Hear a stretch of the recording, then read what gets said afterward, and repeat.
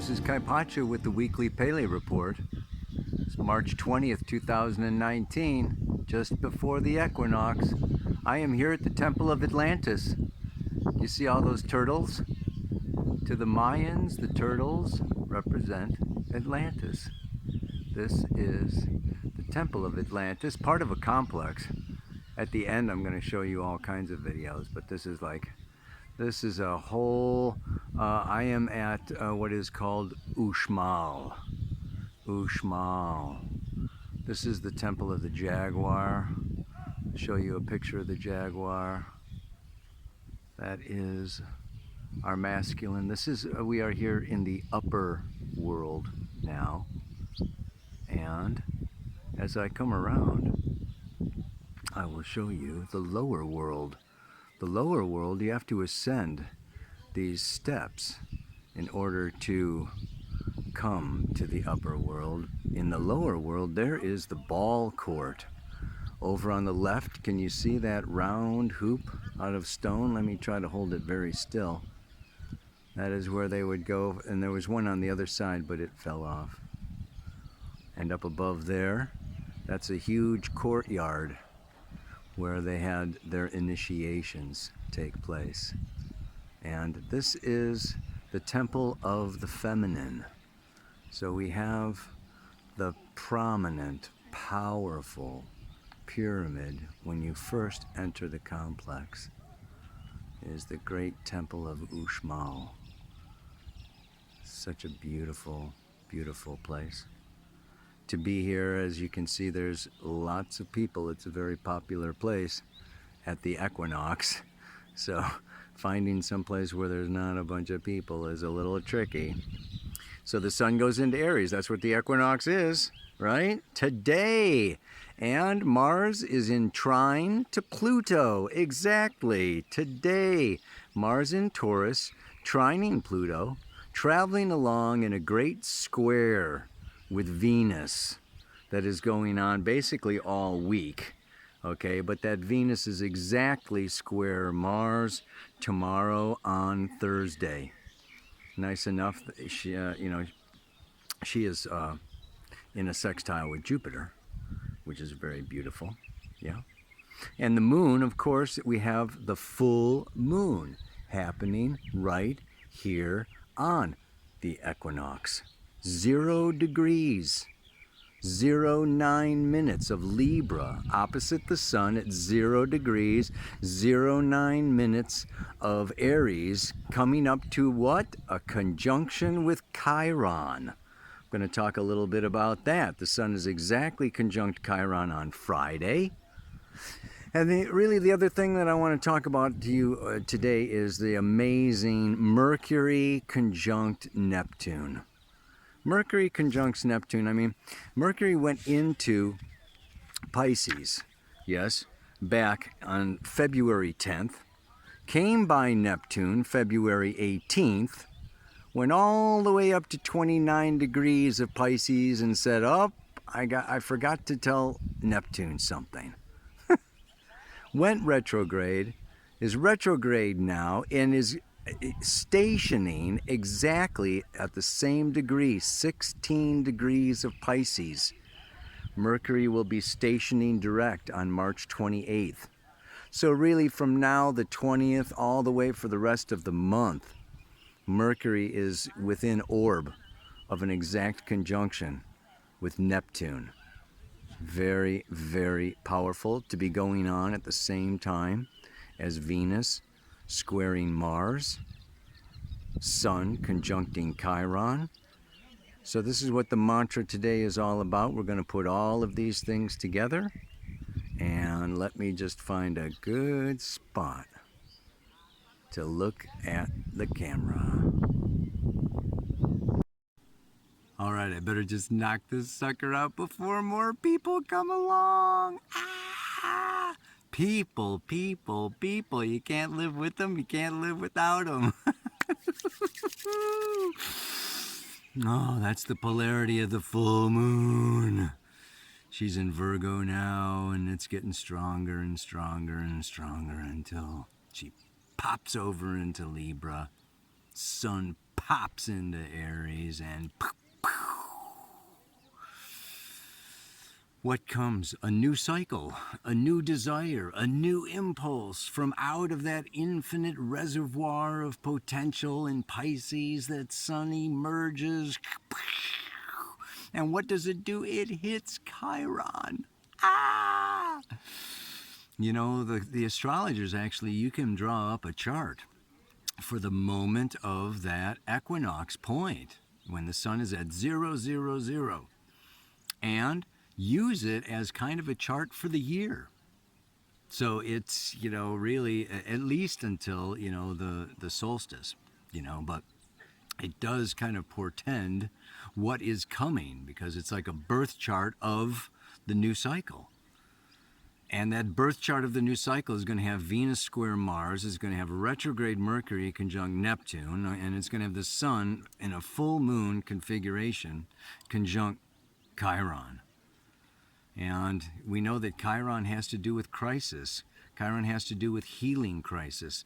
Chiron has to do with delving deep down into our emotional body, into our wounds, into our past, into our feeling nature, into the heart space. And within that heart space, we find a deeper identity, a deeper purpose, a deeper meaning to our existence. But sometimes it takes a crisis. It can be a health crisis. It can be a job crisis, a financial crisis, a relationship crisis. But, you know, really when we tune in to, you know, this Chiron in Aries, where he's going to be for the next 8 years, this has to do with the masculine crisis. And so, you know, we're here. There's so much I could go into. I mean, I'm on this week-long journey with Miguel Angel, and we're talking about, you know, the ancient pathways of Atlantis to the Mayans. And what happens was, you know, according to, you know, other teachings that, you know, I'm familiar with, Atlantis, okay, you know, first of all, it existed for a very thousands of years. So we can't just kind of think of Atlantis like Rome, or Atlantis like ancient Greece, or Atlantis like, you know, the Renaissance. No, this is just like, just think of what happened and what has happened in the last 250 years. Okay, you know, in North America, we had indigenous people living in teepees 250 years ago. And look what that continent looks like now. So just think of Atlantis existing over thousands of years, not 250, maybe 25,000.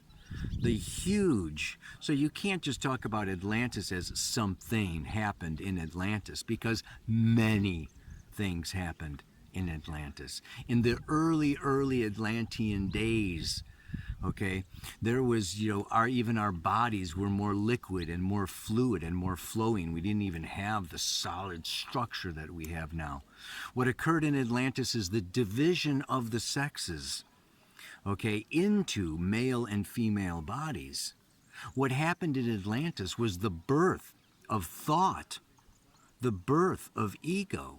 In the early days of Atlantis, okay, we were all like infant babies, or like, you know, just, you know, a herd of sheep. And we followed a shepherd because there were, you know, messengers of the gods that would transmit, that were in connection with source, with divine intelligence. And they were, you know, they were like the pharaohs of Egypt, or, you know, even, you know, before the pharaohs of Egypt. And they would transmit, okay, what source, what divine intelligence called for, what intelligence, you know, wanted. And all the people would follow and serve and do and be all that they were guided and channeled, and they trusted and believed in their, you know, in their messengers, in their leaders. And over the period of time, the introduction of thought is like the introduction of the ego, is the introduction of individuality, is the introduction of free will to have a choice. And there's where things really began to change. because you had a choice when you began thinking of following and serving and doing the will of the divine, or self-consciousness, self-preservation, and honoring and working for yourself. Yeah. And this is like almost like the birth of the patriarchy. This is the breaking forward of the masculine into individuality, into I, me, my body, my good, my strength, my power, my possessions, myself, as differing from this serving and healing and, working for the good of the whole. So this is a huge breaking point, and over the long periods of time, this led to what? Aggression, war, violence, domination, taking other people's possessions, other people's property, other people's, and it was this kind of fall from grace. It was this fall from this serving the whole toward to just self, that led to the development of morals and immorality and ethical behavior and unethical behavior, which is basically serving in the good of the whole and the good of the many, or just my own. And it went on and on and on in Atlantis until there was, it developed into situations of chaos, war, and destruction. And they say that it was not even so much the physical, it's like the physical follows the astral and the spiritual. So, the sinking of Atlantis, the destruction, the pole shift, the whole kind of, destruction and fall of Atlantis, followed the fall from grace, followed the fall from, that separation into individuation. So why am I going into all of this? Because Atlantis is associated with the technology. They had super high technology by the end of Atlantis. It was the great firestone, and they had energy sources, and they misused their firestone and their energy sources, for combat and battle, and that is actually what destroyed Atlantis. But we were all there, particularly those, born in the United States of America, because there's an association between Atlantis, the age of Aquarius, and also the United States of America. And we can see the very same kinds of energy, the very same potentials and possibilities. There is great technology, there is great advancement, and there is also tremendous individuality. And the ability to either heal the world or destroy the world, okay, to try to control the world or to grab all the world's resources. There is this, it's the same thing playing out all over again, baby. Ow! We didn't get it last time. We're all coming back. We're going to do it again. This age of Aquarius. This is our chance. And what else was going on? This is the thing now, right? So, through the Atlantean times, as the masses grew more thoughtful and more intelligent and more egotistical, fewer and fewer people, it was like the densification of the psychic powers into, like the right brain kind of shrunk as the left brain grew. The pineal gland kind of shrunk as the cerebral cortex took over, right? So we became, from these fluid psychic beings, okay, we became more harmonic, we became more solidified, more cold, more dense, more present in the physical world. Boom, we got bones. No more of these Lemurian Mer people, right? So we went Lemuria, Atlantis, now this, right? So what happened, though, was there were a select group of people that, even though they had their thought, they chose with their thought to serve, and yet they did not have that same capacity as in the old days Yes, to just like, be in total, complete devotion. And so they needed to be initiated. And that's what these temples are about. That's what the Atlantean temples were about, the Egyptian temples, all the temples all around the world. These were all used, okay, for initiation into the mysteries. And there were definite steps to be taken to prepare the acolyte to receive, okay, the direct transmissions from these higher spirit beings. So, the potential existed through all these times. If the will and the desire and the intention was strong enough and sustained long enough, then it would manifest, right, in the initiation process. So we are now, I'm talking about all this because the South Node and Saturn and Pluto all coming together this year in 2019 is this re-emergence of the past. Call it karma, call it dharma. But there is this reliving, and there's a possibility of reintegrating and healing. The Sun conjunct Chiron is this capacity of directing and healing that masculine will to be a force for good energy and love and heart space and opening heart space in the world. Or, right, what has happened, and this is why it needs healing, is it has gone kind of astray into self-separation. Separation is the root and source of all pain. And the ego, right, forces that we know came through thought and Atlantis brought that about. So this is a very powerful time. And so what else happens? Mercury conjunct Neptune. That is opening the left brain to divine, the workings of the divine.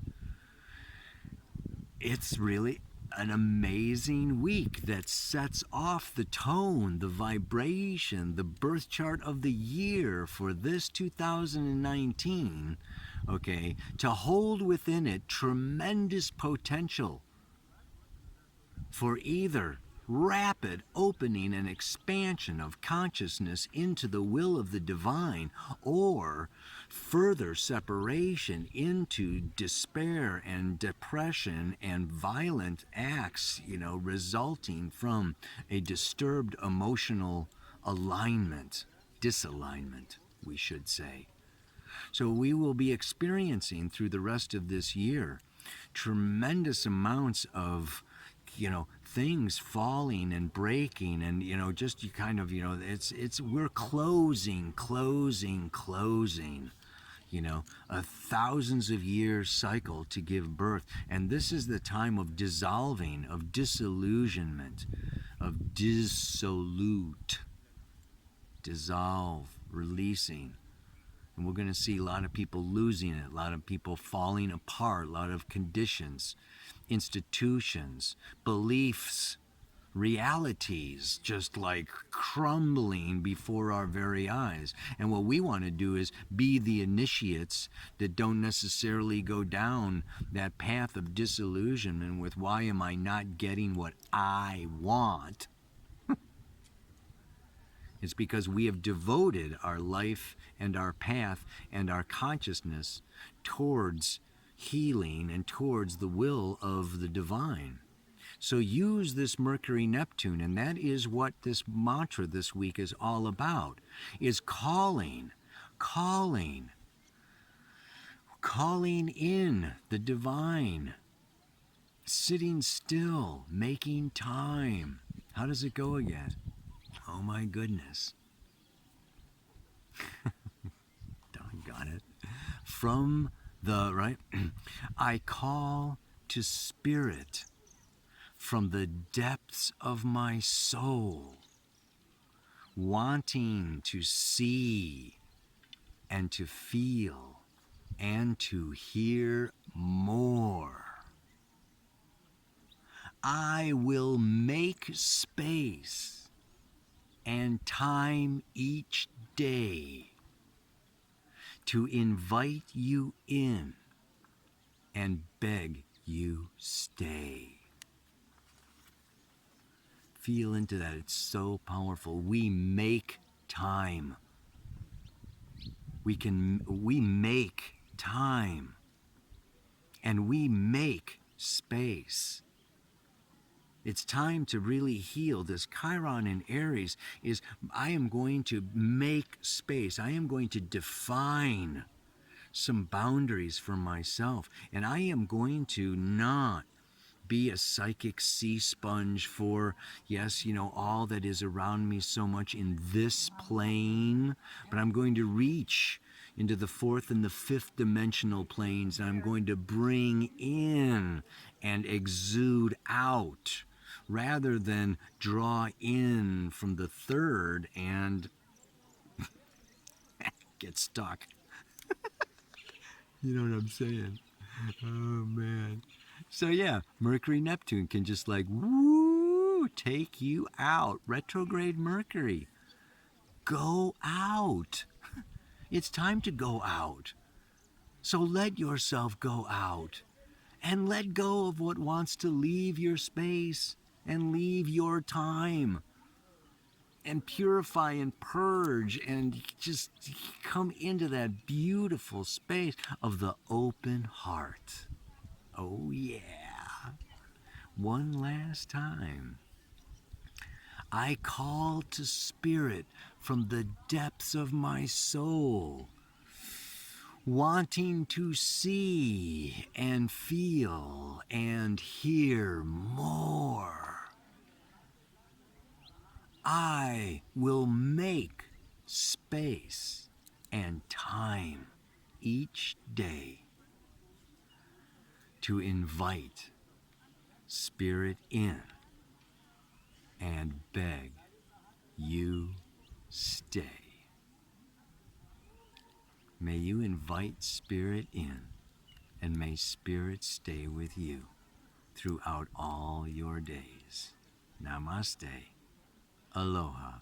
So much love.